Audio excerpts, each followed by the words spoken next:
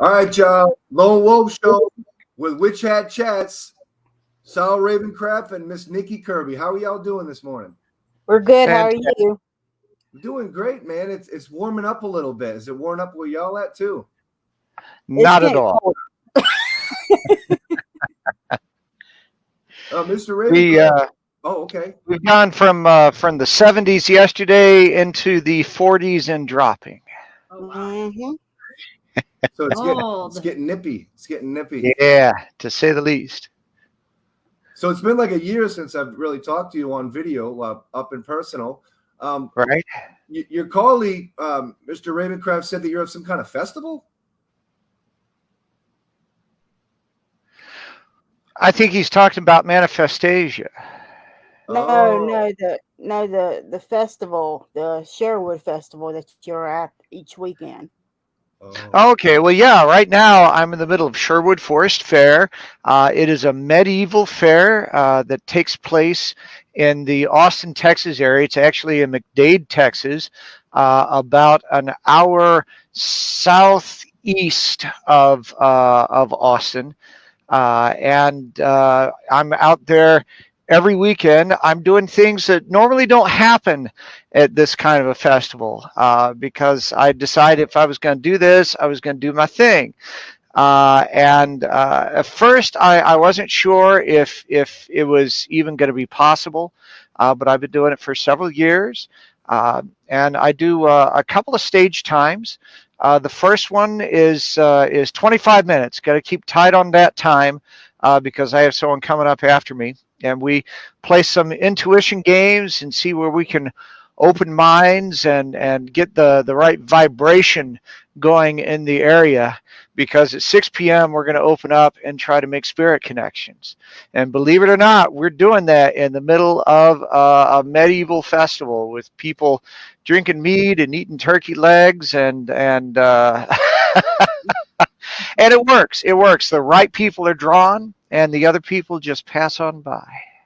So you said it's a Renaissance festival? It is. It's based around the legends of Robin Hood and King Richard and all of that. They also have Merlin is there, and there's a contingent of fae in the forest, and so it's a blend of history and fantasy, in a way that's a lot of fun.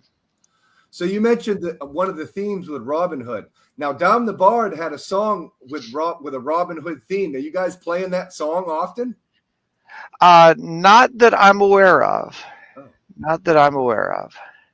So that's really cool. So when you went to the Renaissance Fair, you're kind of bringing elements of like true occultism to that platform. Because I was invited to a Renaissance Fair, but I wasn't too sure that pagan community would actually be there. Right. Is that like a coming together thing? Like, are there true pagans there? Oh yeah, no. You'll find that in the medieval and Renaissance festival, Bohemia, there is a pretty good pagan contingent throughout. Now, of course, what I'm doing, and this is something that has been interesting for me when I went down the rabbit hole, is I do performance, right? And I use all of the techniques at my disposal for us to have a good time. I use everything from theatrical technique to storytelling to hypnotic language, because it's intended to be fun and it's intended to have it's a show, it's a performance, right? But at the same time, there's a lot of gray in there, and especially when we do the second segment with the spirit connection. It's much more in that realm than I expected to go. Because remember, I got involved in all this stuff to prove it wasn't true, and ended up going way down the rabbit hole. So careful what you wish for. But yet what I've discovered is that my love, I mean, I grew up on the Twilight Zone and Hammer horror films and all of that kind of thing. And I have a love for all of this stuff. And I don't think, I don't see that you need to give all that up just because your path opens. You know, you don't have to walk around with a broomstick up your ass. The manifesting and connecting with all this stuff should be joyful and wonderful. So that's what I've discovered. I still have connections with all those things that I used to, but they're very different to me now because I see them through different lenses. I mean, Monday I'm hosting I do a monthly hosted horror movie at a pub here in Austin called Ravencraft's Vault of Horror. Monday's movie is codenamed Primitive Screwheads. We're going to have a lot of fun with that. I love connecting with that. I love connecting with people there. And I find that there are so many people that know that there's something else going on, that know there's a bigger truth, that there's a bigger experience around just going and sitting in your cubicles and counting the widgets. And I discovered it, much to my surprise. And I love to share that and entice and draw in anybody to find their own greater good, whatever that may be. I definitely have been watching your lives. I saw one of your lives yesterday, and a lot of your rhetoric were talking about how to manifest things and what would block that manifestation. And I thought that was really, really interesting because for the past year, I've been kind of focusing on that. How do you manifest in abundance, you know, especially with positive frequency and connecting to spirit and all these different things. And so it's the work is very, very good. You guys, Witch Hat Chats, man. You guys are legends, man. In our own minds. So as far as Witch Hat Chats go, when did you actually found Witch Hat Chats and get it up and running? Like what year was it? How did you two meet and come up with this? Can you share that with us? Yeah, Witch Hat Chats, I started it back in 2020, and a colleague of mine had turned around and kind of pushed me into. He said that he needed something to be able to broadcast, and he wanted a show, and he was talking to me about it, and I'm like, "Why are you talking to me about it?" He's like, "Well, you're good at doing all of that. So come up with a show, make it a weekly show." And I said, "Okay, no big deal." So I came up with Witch Hat Chats, and it seemed like everything I was coming up with at that time was rhyming, like "Ever Moving We Rise," you know. Everything was just rhyming. And so Witch Hat Chats, I thought, hey, that's a catchy phrase, Witch Hat Chats. Yep. But I've seen other podcasts, and I like other podcasts too, like Desperate House Witches was another good podcast, as well as the one that Devin Hunter does. But I want to do something a little bit different. I wanted to do it on video, first of all, so we can have something to watch, because it seems like the mainstream religions all have their own shows.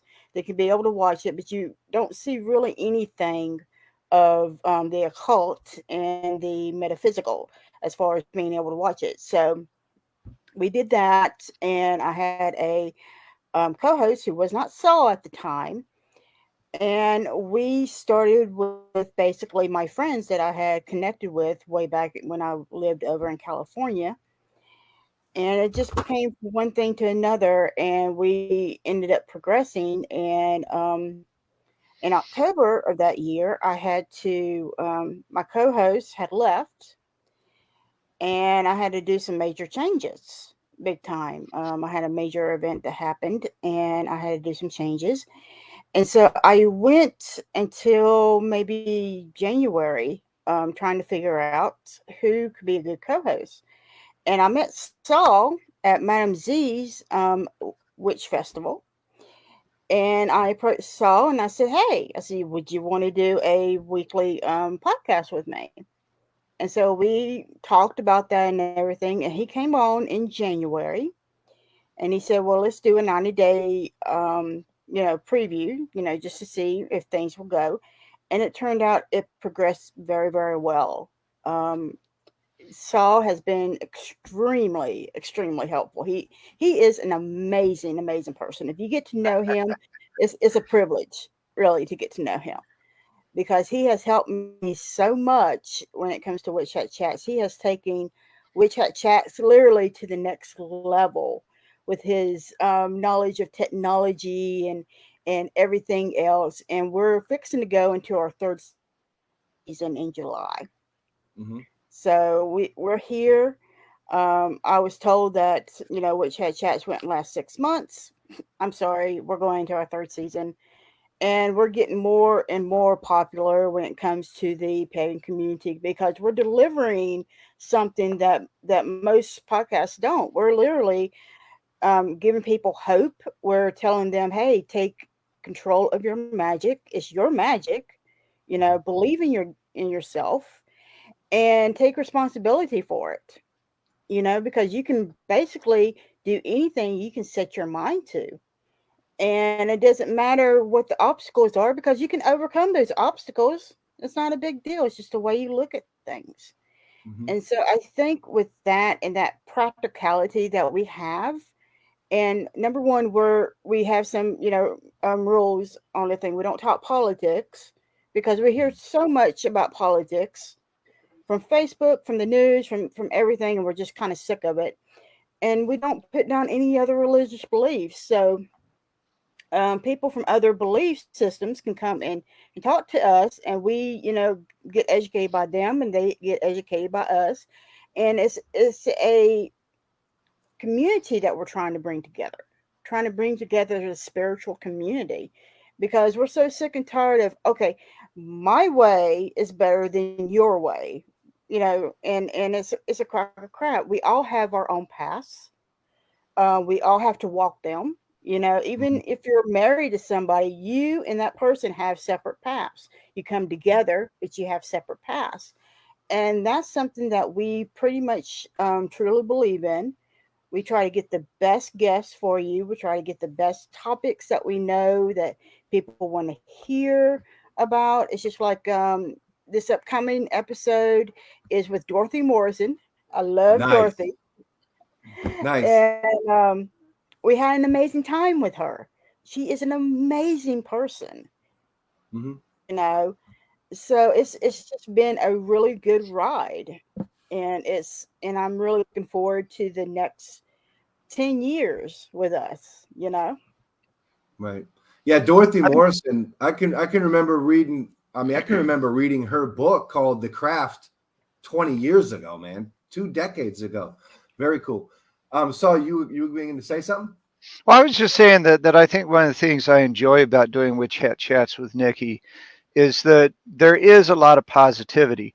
I've listened to other pagan podcasts, and there's a lot of witch and bitch out there, where there's a lot of conversation about what's wrong and who's doing what to whom, and the oppression and all of that kind of thing. And I I don't find that very productive. Mm-mm. I really don't. I think that one of the things that Nikki and I have managed to maintain, even though we're not always in total agreement, even though we aren't in lockstep with everything, her experience is different from mine, and vice versa, and that sometimes comes into uh, conflicting perspectives, conflicting ideas, and I think we're able to approach those things pretty respectfully. And I think it's good for people to see that two people on a path can have differences and still love each other and remain friends and continue to move for the greater good. We can't agree on everything. And that's okay. But I also think that even when we are dealing with some of the situations, some of the ideas that are harder things, that we always keep it on the side of manifesting. We always keep it on the side of you have the choice and the option of how you're going to get through this and what you're going to get out of it. And I always feel really good when we tackle tougher stuff because I feel on the other side of that conversation, I don't feel depressed. I don't feel like, oh, this is just all going to hell and there's nothing I can do about it. I always feel empowered, and I always feel like I have choices. Sometimes I feel like I got more I need to be doing. So sometimes I see where I'm being a little lazy on things, and that's not always fun.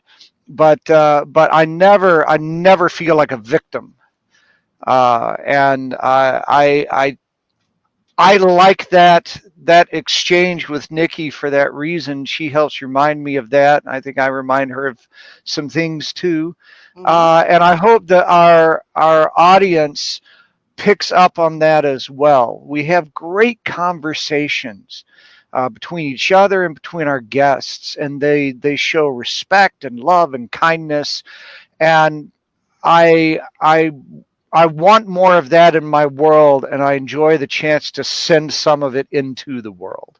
Mm-hmm. So how did each of you get started on your path? You want to take that one, Saul? Well, like I said before, I got involved in this stuff to prove it wasn't true. I had a background as a skeptic and all of that sort of thing, and I don't remember exactly what started me, what the inspiration was, but I decided, okay, I'm going to spend a little time with some of this stuff, and I'm going to demonstrate outright that this is just all bullshit. Well, actually, I do remember. I was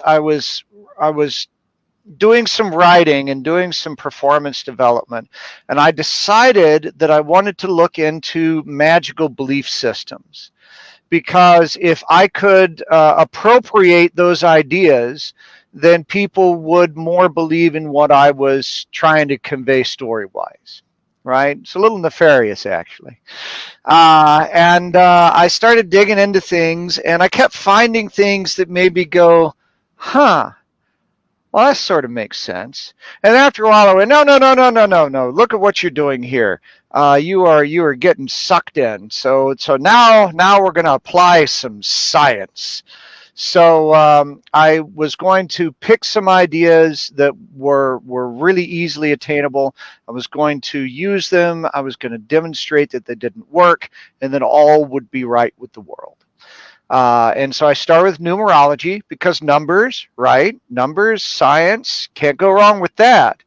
And I picked up a book on numerology that wasn't like the Skeptic's Guide to Numerology. It was a sincere text on teaching numerology that seemed to be pretty reasonable in its approach. And I started working with some numbers, and I found some stuff that made me go, huh.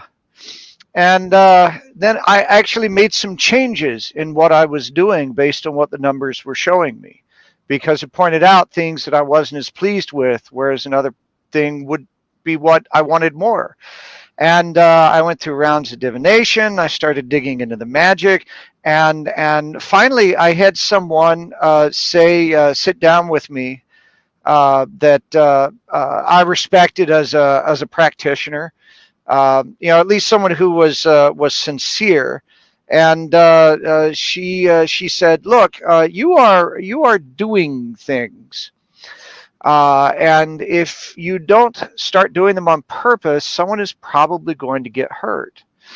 And that took me aback, and I went, no, I'm not. And she started counting down the list of things that I was inadvertently manifesting in this weird sort of haphazard, wild way. And I had to go, huh, okay. And then I'm having a conversation with someone, and it strays on pagan topics, and he looks at me and he says, well, you're clearly an accomplished and experienced wizard. And I'm like, inside I'm going, no, but when someone asks you if you're a god, you say yes. And so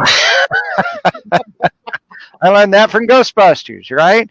And so I just kind of kept cool, and I just started finding different situations. I stumbled into a pagan's night out just because I was going to go to the pub, and I saw several people I knew, and they were like, "Hey, you," and I was like, "No," and and finally, I just had to accept that somehow I had gone down this rabbit hole. And then I really did start to do it on purpose, and I started to embrace it and open up to it and incorporate it. And look at me now.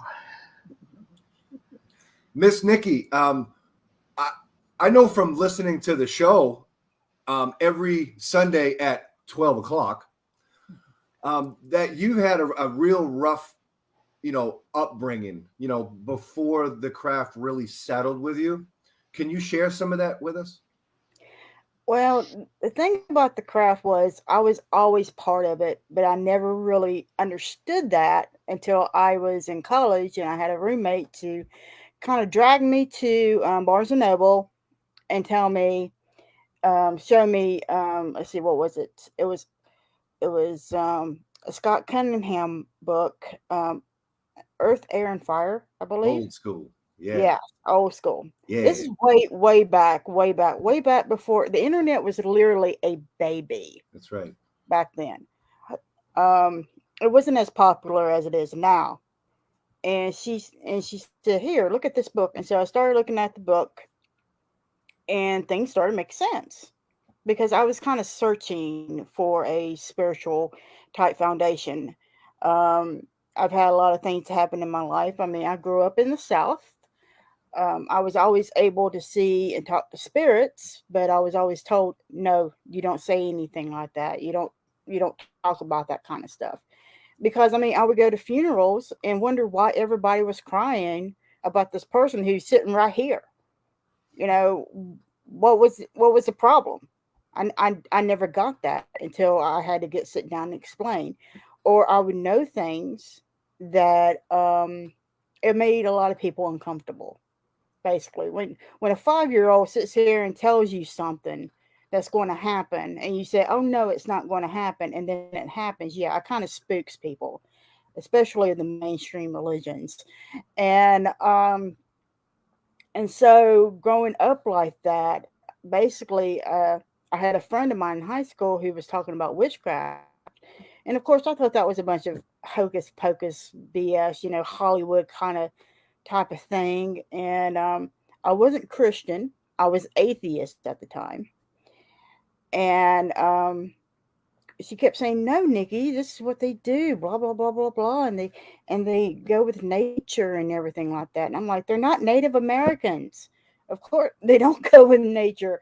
And so I ended up having that kind of a start of journey, but it really didn't start until um, I was in college.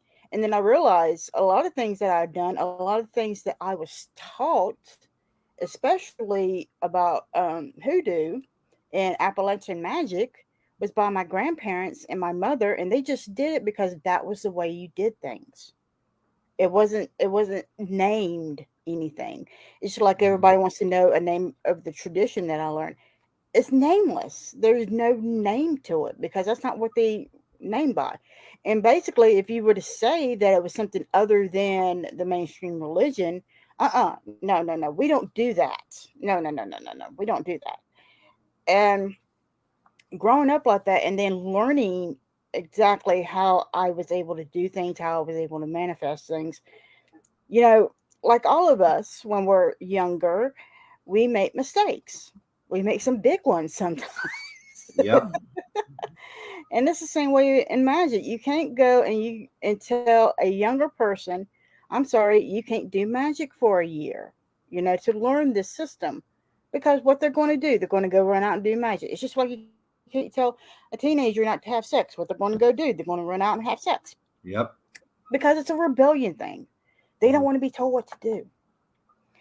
And I understand that. And with the process I've developed over the years, and becoming a teacher and learning more different things, and then my move to California, and then coming back home, it's just everything is really kind of come full circle right now. And so especially with Witch Hat Chats, has really made me realize how important this information is to the world. Mm-hmm. My next question has to do with Witch Hat Chats, of course.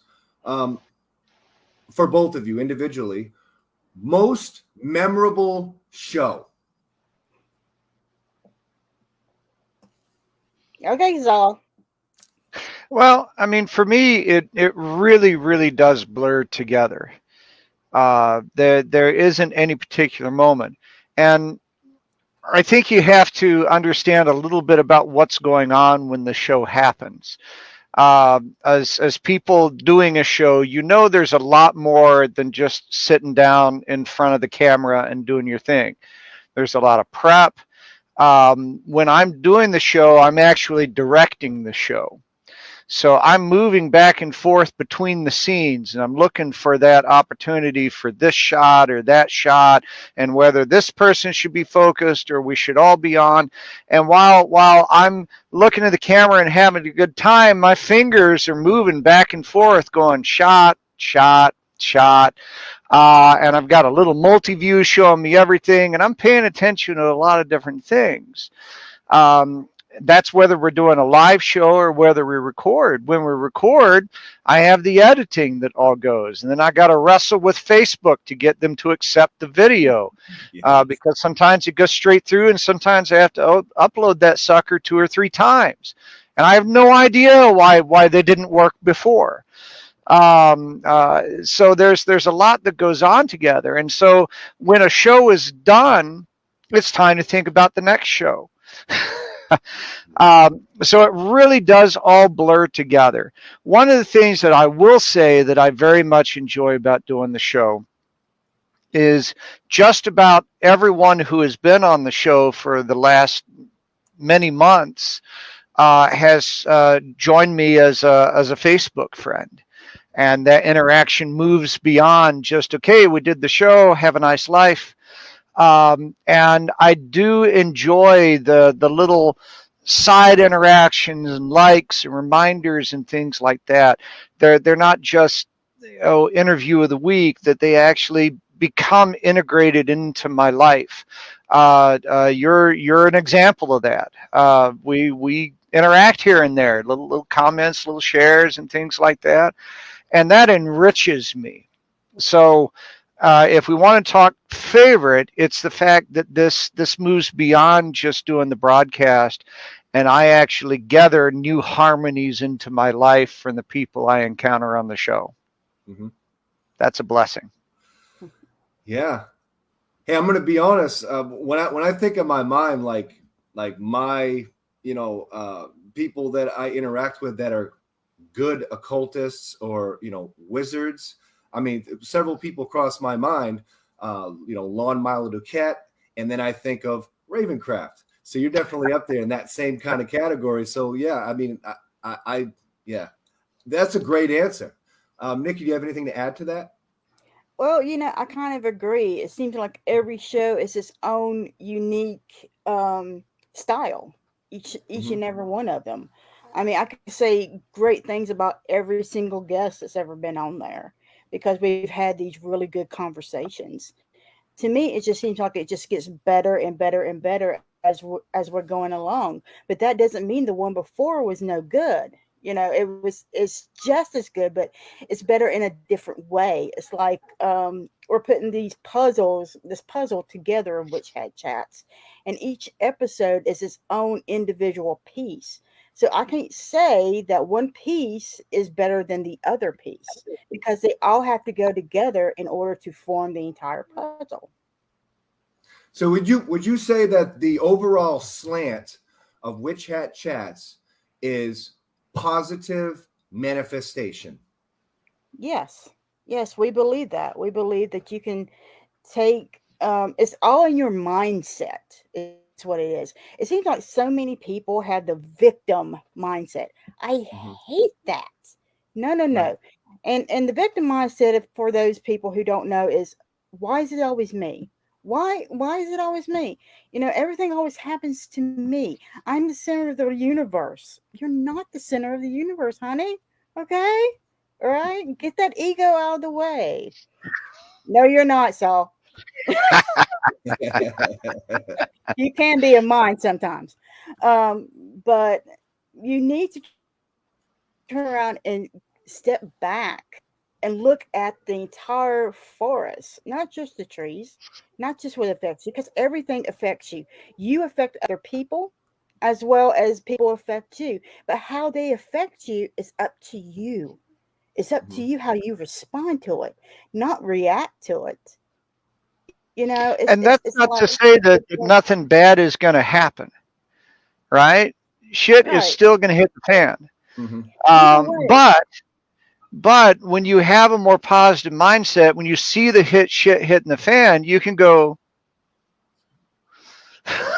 You can move the hell out of the damn way. Yeah.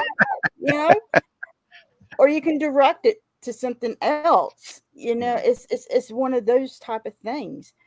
A lot of people, it's just like, okay, for example, somebody is sending them bad energy, and they say, oh, take it and send it back. And then there's, oh no, you have to take that energy, because if we send it back, bad things are going to happen to me. And that's a victim's mindset. No. What you do is you take that energy, you change it into positive energy, something to work for you, and then you use it for yourself. Right. And that is the best type of success. Success is the best revenge of everything. Yes. And so when you once you understand that concept, then things will be a lot better. And once you understand, see, I grew up that if I asked for help, I was weak, and that was a bad thing. Oh no, you can't ask for help. No. We keep it in the family. We don't call law enforcement to help with our things. No, we keep it in the family. Mhm. I had to learn that asking people for help is not a sign of weakness. It's a sign of strength. It's a sign of pulling your community in together, to getting better to know to your community. We need to come together instead of going apart. This thing about, okay, my tradition is better than your tradition, and it's a crock of crap. It's a crock of crap. Yep. Everybody has their own thing. Mhm. If you kind of look at it that way, and you kind of accept everybody for their own person, things are a lot better, because the only person you can control is you. You can't control anybody else. You can That's right. control you.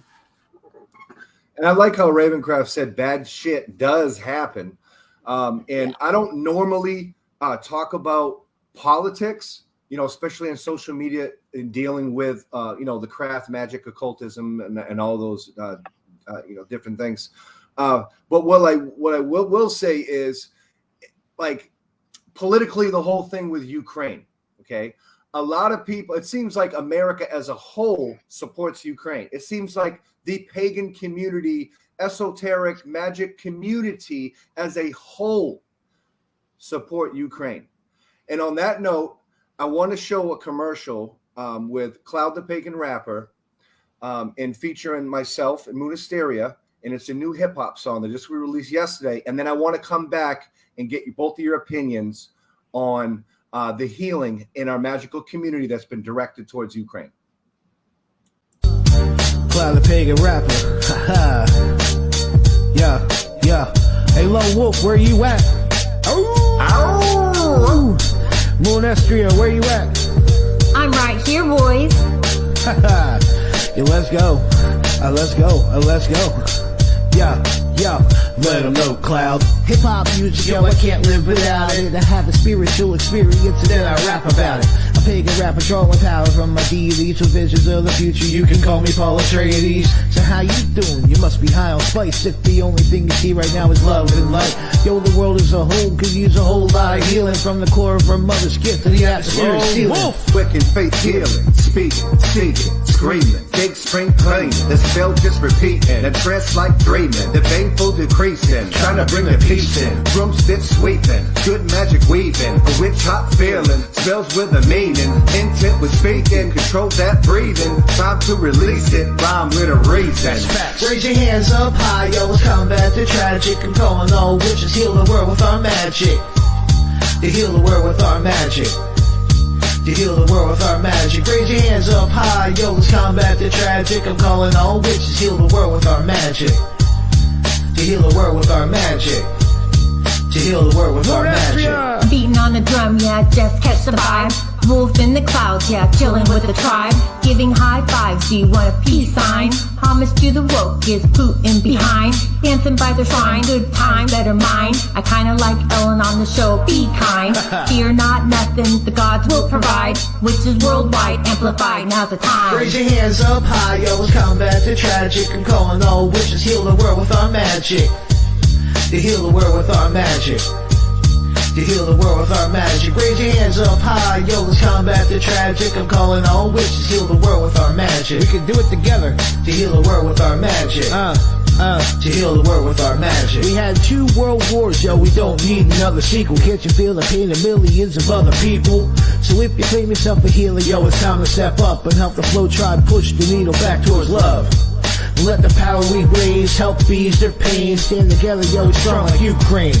Witches everywhere, it's time to make a stand. It's amazing we can do with just these hands. Raise your hands up high, yo, let's combat the tragic. I'm calling all witches, heal the world with our magic. It's gonna take all of us to heal the world with our magic. That's facts. To heal the world with our magic. Raise your hands up high, yo, let's combat the tragic. I'm calling all witches, heal the world with our magic.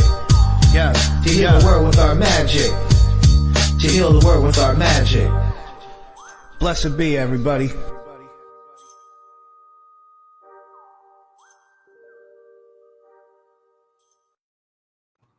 All right, that particular song was created by Cloud the Pagan Rapper and myself to support Ukraine and to call upon everybody in the community to support Ukraine. And some of that can be done, you know, esoterically, but it also can be done, you know, financially. And there are links associated with that song if anybody wanted to sponsor, you know, Ukraine.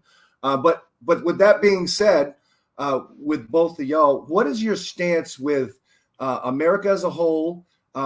In our, you know, esoteric community, seems like everybody is in consensus that we support Ukraine. Can you elaborate on that? Well, you know, on Witch Hat Chats, we did a prayer for Ukraine a couple of shows ago. And so, yes, Witch Hat Chats, we do support Ukraine. We support, we want them to be able to heal, be able to obtain their freedom. And we actually prayed to one of their goddesses to assist their people and help them with whatever they need, whether it was courage, food, supplies, whatever it was, so they can be able to obtain the goal that they want to and get what they want to. They want to be free from Russia. And I think what they're doing is really a good thing, because they're telling Russia they're not letting the bullies bully them. And I think that's one of the things that we need to really take in our own lives. Everybody's got bullies for some reason. Even the bullies have bullies, okay? And so we need to take a stand and say, hey, here's our line. Don't cross it. If you cross it, here's the consequences that you are doing. Not blaming it on us. You're the one who crossed the line. We told you not to. And I really, truly support them. And so does Witch Hat Chats, Ever Moving We Rise, and Moonlight Potions and Charms. Mm-hmm. Well, and I want to say what the Ukraine is teaching us about how to deal with this kind of thing. President Zelensky has just been an amazing voice and an amazing power along the lines of Churchill in England in World War II, on being able to carry on and push on and not be bullied. There are a number of makers in the Ukraine who make armor and helmets and period costumes and things like that. that are consumed by the people and the circles, like the medieval fairs, that kind of thing. And I saw where some of the armorers have said, hey, our orders are going to be a little late because we're working on some other stuff. And they've been putting together these welded spikes on chains to throw out in the roads to slow down Russian vehicles. There was someone I know that gets some of her costume pieces from a Ukrainian outfit that got a message saying, hey, our orders are a little delayed. We got some stuff going on, but we're going to have your outfits to you as soon as possible. Right? In the middle of all this stuff, they're like, so, we got a little stuff going on. We apologize for the delay. We're being a little invaded. And they completely see themselves empowered and on the other side of this. They see this as a temporary thing and something that they're going to overcome. And man, what if all of us with our own powers woke up in the morning with that same attitude about our phone bill? Yeah. Mm-hmm. Instead of going, right? I mean, they have a hell of a lot to teach us there, and so first I say we learn from that, but then this is an opportunity for us to recognize that our ability to manifest good goes far beyond our touch. And that if we all choose to put our energy into the same sort of thing, that harmony will make a big difference. And maybe we'll believe it this time. Mm-hmm. So I think maybe now I would like to see if you have a time where maybe you put out your plugs. Like, do you have published books? Do you have tarot card reading sessions, counseling, life coaching, anything like that? Where can we find that material? Where can we find that stuff? Well, I do tarot readings. I also do ancestor readings, as well as bone readings, and my magical coaching, along with the Phoenix Crossroads Academy, which I have just started. And that is all at moonlightpotionscharms.com. You can be able to find me there. Also, with Ever Moving We Rise, we are fixing to start the first degree of Ever Moving We Rise, and I will be teaching that in a live session. So more information is going to be coming up on that, and we're working with Moonlight Potions and Charms to be able to grant that as well. And plus, I'm at several festivals. First festival I'm going to be at in person is going to be in Chesney, South Carolina. It's Moonfest 2022. And so I'll be there on that Saturday doing the red tent. And then the Mysteries, which is the next, Moonfest is, I think, April. I think it's the first weekend of April. I don't have the dates right in front of me. And then the next weekend is the Mysteries that I'm doing that one. And then I'm also doing the Pagan Unity Festival, as well as Witch Fest and a Mystic South conference as well. So I'm doing a lot of that. Plus, you can catch us on Sundays at 1 p.m. Eastern Standard Time. How about you, Mr. Ravencraft? Well, I'm not extremely well established in a lot of the esoteric business because it wasn't really something that I had planned on or had expected. Performance art was still my center and still is in many ways. So I'm still figuring out how to move beyond that with the readings and things like that. A lot of that I've done much more informally with people. But I do readings with people. I do help people work out what they want to do. I don't have any particular path that I'm prescribing. I'm much more interested in helping people find what it is that they need. And I have a pretty broad spectrum of research that I've done that acquaints me with a lot of different pathways.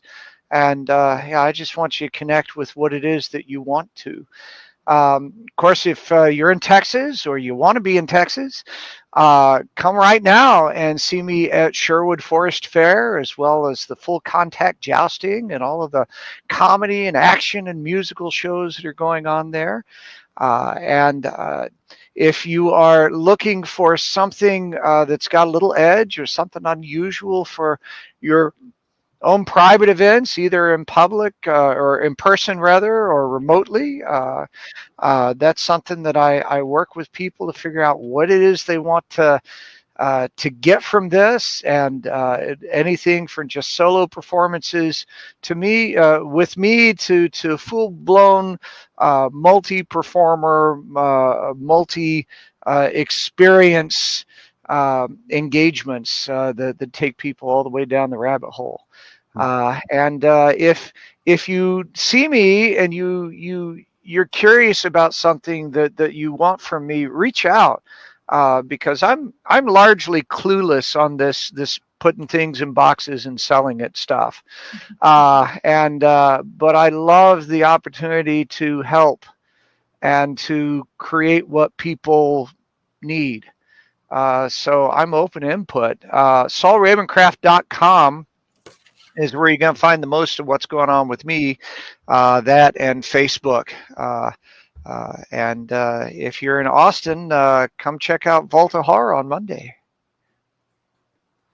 Very cool. Very cool. Maybe we should go to Austin. Maybe we should go to Austin. Yeah. How long are you going to be there for?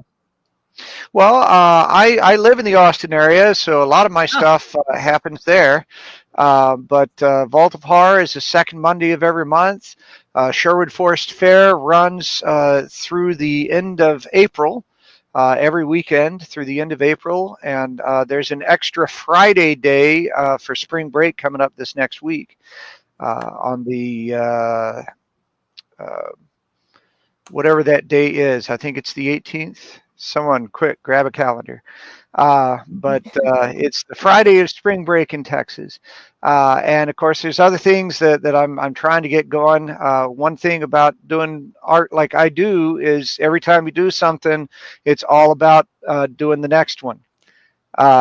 So no rest for the wicked. Right. Well, with that being said, this is the Lone Wolf Show. We got Witch Hat Chats in the building. It's been an honor to talk to you again. To touch up on what's been going on in the past year, and hopefully we can do something again in maybe 6 months to another year. I love seeing the growth. I think that Witch Hat Chats is going to a really good place. Thank you for having us on. We appreciate it. Show, Lone Wolf Show.